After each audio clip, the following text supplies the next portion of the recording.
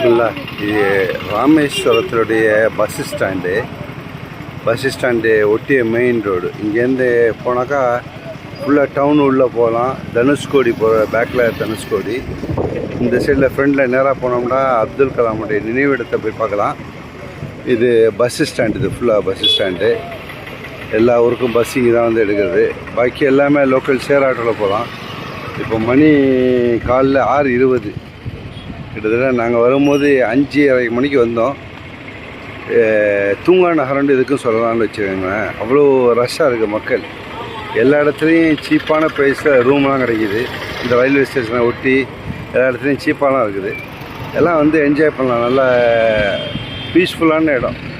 இது ஒரு அற்புதமான பூமி தான். எப்படின்னாக்கா ஃபுல்லாக கடல், 4 பக்கமும் கடல், இடையில இந்த தீவு ஒரு எண்டுலேருந்து இன்னொரு எண்டு போகிறதுக்கு 22 கிலோமீட்டர் அப்படிங்கிறாங்க.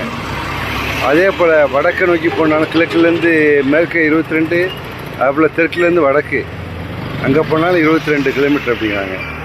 ஒரு அம்சமான முறையில் அது அமைஞ்சிருக்கு. நடுவுக்கு தீவு. அதெல்லாம் அந்த காலத்தில் வந்து கோயில், தர்கா, அது இதுன்னு சொல்லிட்டு எல்லாம் இருக்குது. இங்கே தான் ஆபில் காபில் தர்கா அப்படின்னு சொல்லிட்டு ஒன்று இருக்குது அப்படிங்கிறாங்க. ஆல்ரெடி ஏதோ பழைய காலத்தில் பார்த்த ஞாபகமும் எனக்கு இருக்குது. இது யூடியூப் சேனலுக்காக எடுக்கிறேன். இன்றைக்கி டேட்டு 20/5/2025. என்றைக்கு போஸ்ட் பண்ணுவோன்னு தெரியல. சும்மா தெரியும் போது போடணுங்கிறதுக்காக தான் போடுறது. ஆபில் காபில்னா ஆதம் அலைஹிஸ்ஸலாத்துடைய பிள்ளைகள் அப்படிங்கிறத காட்டுறாங்க. அவங்க இங்கே வந்தாங்க, இந்தியாவுக்கு வந்தாங்கன்னு தெரியல.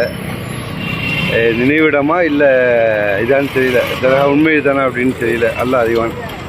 ஏண்டா எத்தனோ லட்சங்கள் கோடிகள் வருஷங்கள் ஆகிடுச்சு உலகம் வந்து. இன்னும் இவங்க இந்தியாவில் இந்த மாதிரி இருக்கிற சொல்லும்போது ஒரு அற்புதமானது தான். நம்புறவங்க நம்பலாம், நம்பாட்டியும் ஒன்றும் இல்லை. ஒன்றும் முக்கியமானதுன்னு சொல்ல முடியாது. ஏன்னா சில இடத்துல நினைவிடத்தில் அந்த மாதிரி வச்சுருப்பாங்க. பொட்டல் புத்தூர்னு ஒரு ஊரை பார்த்தேன். நாங்கள் சொன்னால் மொய்தீன் அப்துல் காதர் ஜிலானியுடைய தர்கா அப்படின்னாங்க. மொய்தீன் அப்துல் காதர் ஜிலானி அவங்க ஈராக்கை சேர்ந்தவங்க, ஈராக்கில் அடங்கியிருக்காங்க. அங்கே எங்கே இருக்காங்க அப்படின்னு சொல்லிட்டு தெரியல.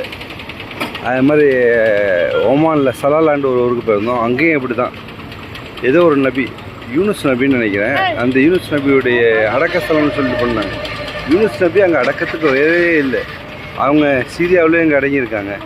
அப்போ உள்ளே போய் பார்த்தா அதே மாதிரி சமாதி மாதிரி வச்சுருக்காங்க. ஒரு நினைவிடம் தான். அதெல்லாம் ஓகே.